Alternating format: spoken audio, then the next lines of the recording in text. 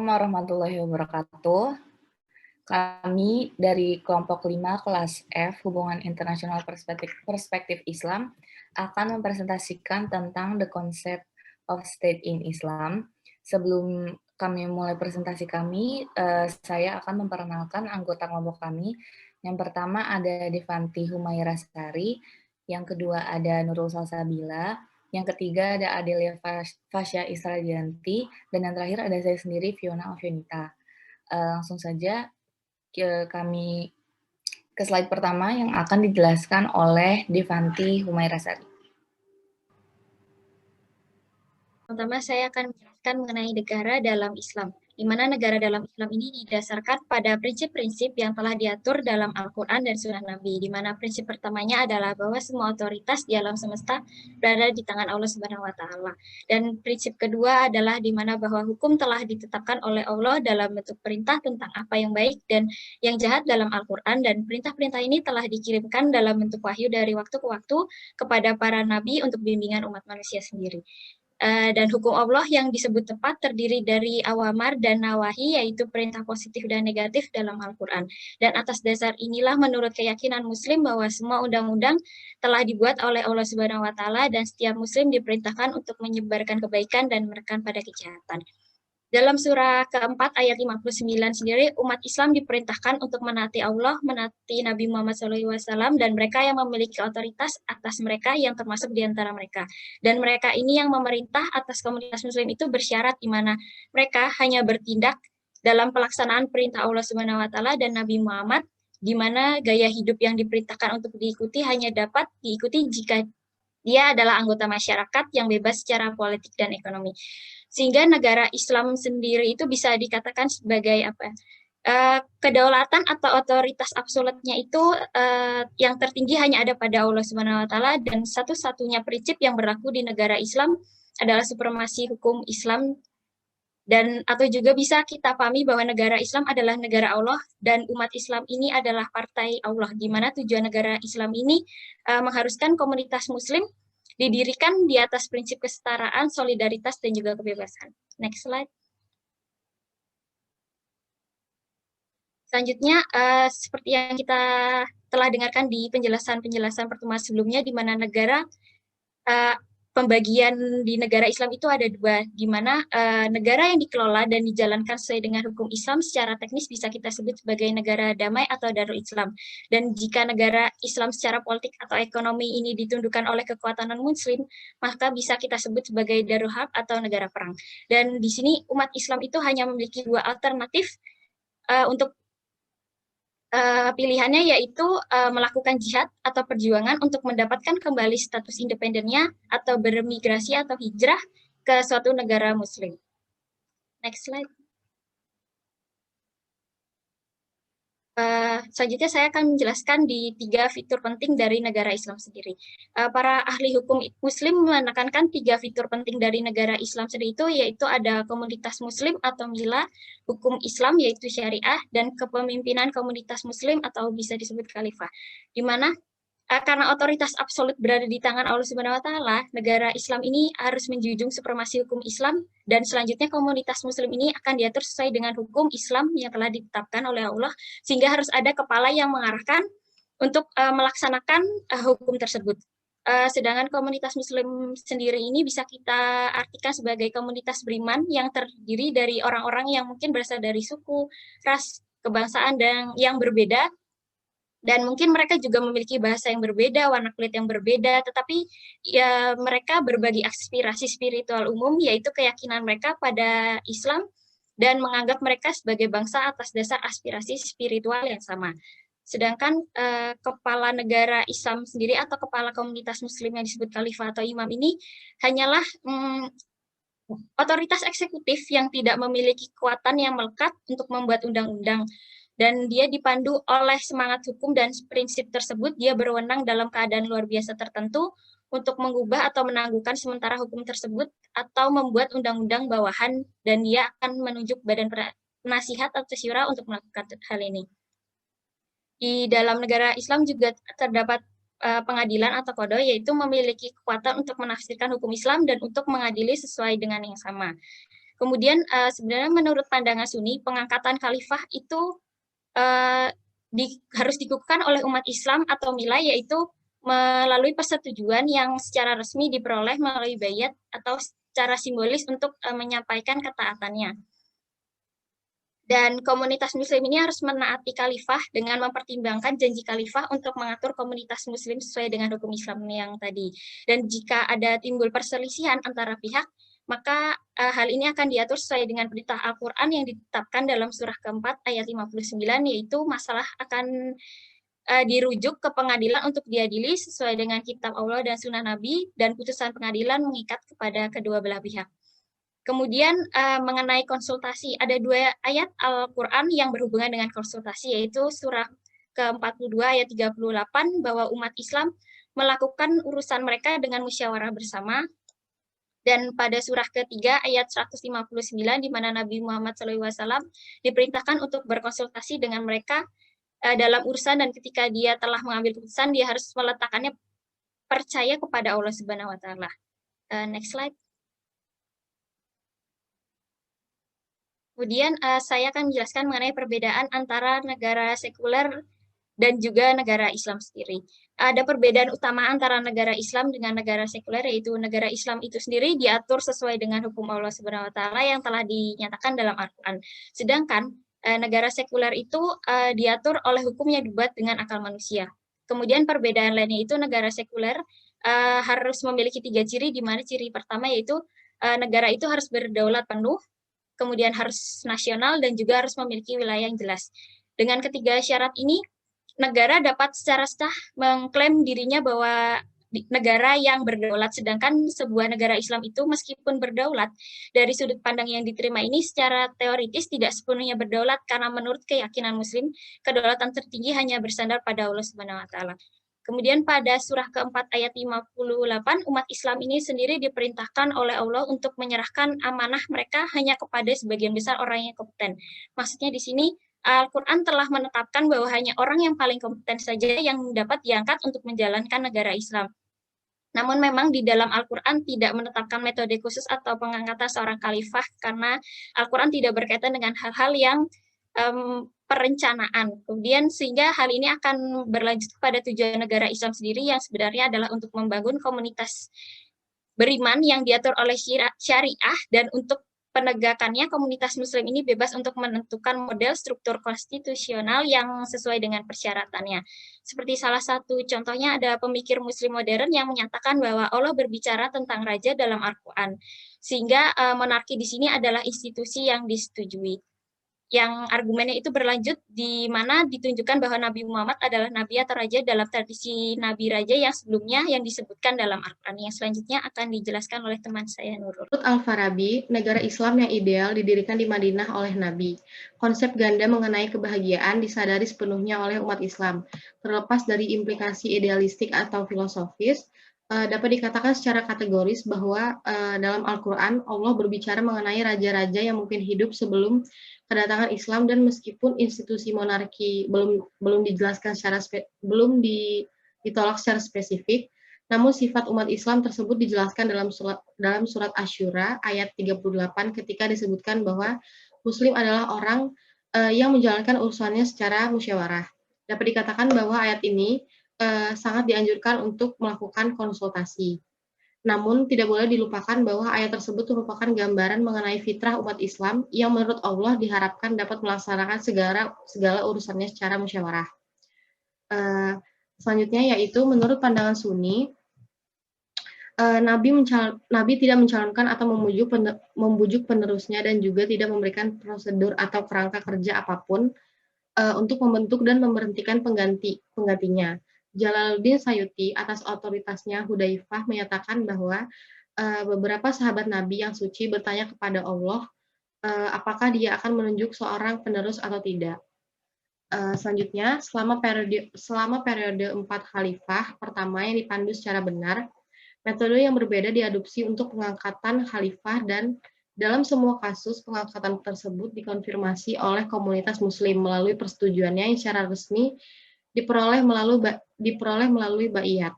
Secara umum, metode yang ditempuh selama periode ini memiliki kesamaan, yaitu pemilihan pendamping melalui pemilihan awal, pencalonan, dan pemilihan melalui electoral college dalam semua kasus yang diikuti oleh baiat privat.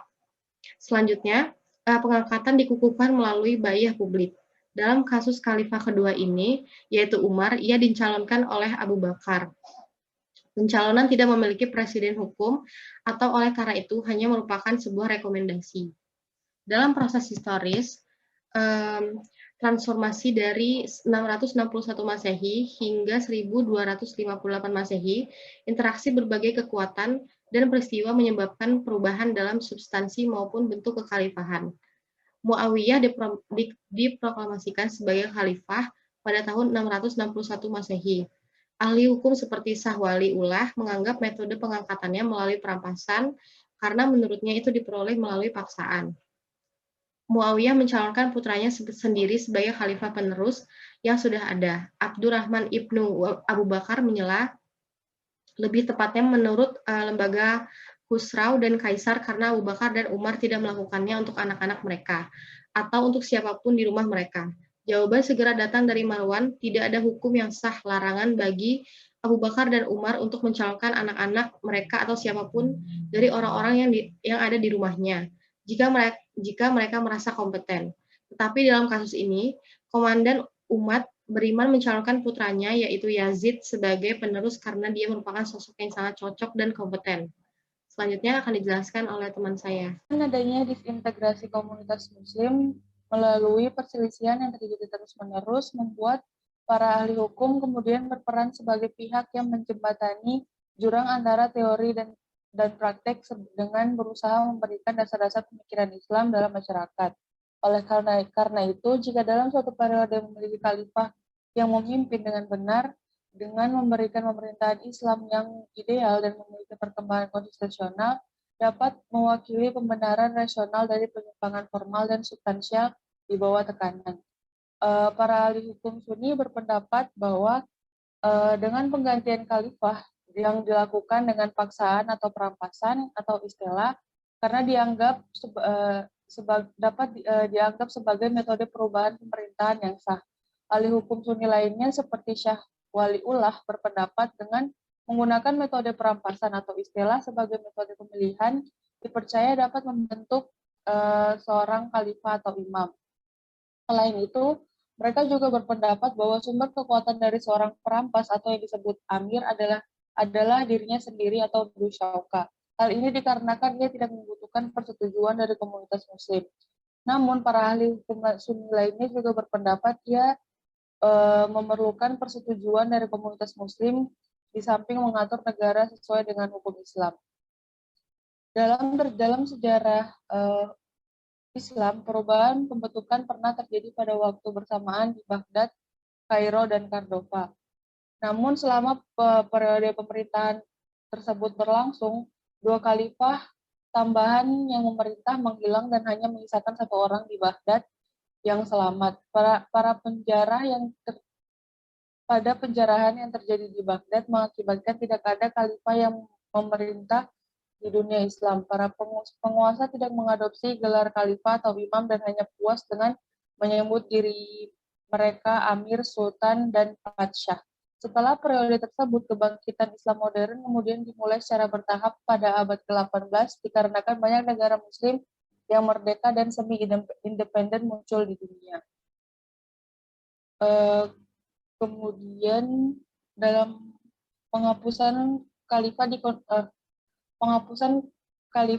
Konstantinopel terjadi setelah berakhirnya Kekaisaran Ottoman. Setelah berakhirnya Kekaisaran Ottoman dan penghapusan khalifah di Konstantinopel atau Istanbul pada tahun 1924, Turki merupakan negara pertama di dunia Islam yang menyatakan bahwa kekuatan khalifah atau imam dapat dipegang dalam bentuk majelis terpilih. Pendapat ini merupakan hasil dari pemikiran Khawarij yang sebelumnya menyatakan bahwa komunitas muslim tidak wajib untuk menunjuk seorang khalifah dan muslim dapat mengatur urusan mereka sendiri dengan menggunakan musyawarah bersama seperti yang tertulis dalam Al-Quran. Di negara nasional muslim modern, majelis terpilih dapat menggunakan majelis terpilih dapat merupakan ijma atau syura yang membuat undang-undang berdasarkan pada ijtihad atau melakukan penafsiran sesuai dengan kebutuhan dan persyaratan dari komunitas Islam. Demokrasi memang bukan merupakan metode yang diterapkan oleh negara Islam tersebut memang bukan merupakan metode yang sempurna. Hal ini dikarenakan kandidat yang benar-benar cocok atau kompeten dikalahkan oleh kandidat yang tidak cocok akibat banyaknya suara yang diperoleh dalam pemilihan. Akan tetapi, sistem pemilihan suara bukan merupakan pengganti bayat, karena bayat adalah kontrak bilateral sedangkan pemungutan suara tidak berimplikasi pada kontrak seperti bayat. Terdapat banyak argumen yang mendukung demokrasi, diantaranya jika kekuasaan dan kewajiban seorang khalifah atau imam hendak dibagikan oleh komunitas di negara muslim tertentu, maka perlu untuk membentuk suatu badan pengurus ijma atau syura yang beranggotakan perwakilan dari komunitas muslim yang mana akan menjalankan urusan komunitas muslim melalui musyawarah timbal balik. Karena tujuan Islam sebenarnya adalah membangun komunitas yang berdasarkan pada syariah, komunitas muslim bebas untuk mengembangkan metode apapun yang sesuai untuk penegakan hukum Islam. Penggunaan pemungutan suara yang mungkin bukan merupakan perjanjian bilateral seperti bayat, merupakan suatu indikasi pemilihan calon berdasarkan kepada kesesuaian atau kompetensinya di mata para pemilih agar dapat memilih mereka hanya untuk periode yang tetap. Keberhasilan penerapan sistem demokrasi yang sangat bergantung kepada pemilih yang cermat yang sadar akan hak dan kewajiban di bawah hukum Islam. Oleh karena itu, perlu untuk mendidik dan melatih umat Islam agar sadar akan hak dan kewajibannya di bawah hukum Islam. Meskipun komunitas muslim merupakan partai Allah atau Hizbullah, pembentukan kelompok di kalangan muslim bertujuan untuk mempromosikan kebaikan dan menekan kejahatan. Terdapat 3 kelompok yang muncul setelah wafatnya Nabi Muhammad, yaitu kelompok Ansar, Muhajiri, dan Banu Hashim. Kemudian pada masa Khalifah Ali juga terdapat 2 kelompok yang muncul politik, yaitu Syi'iyani Ali dan Khawarij. Oleh karena itu partai politik dapat diizinkan untuk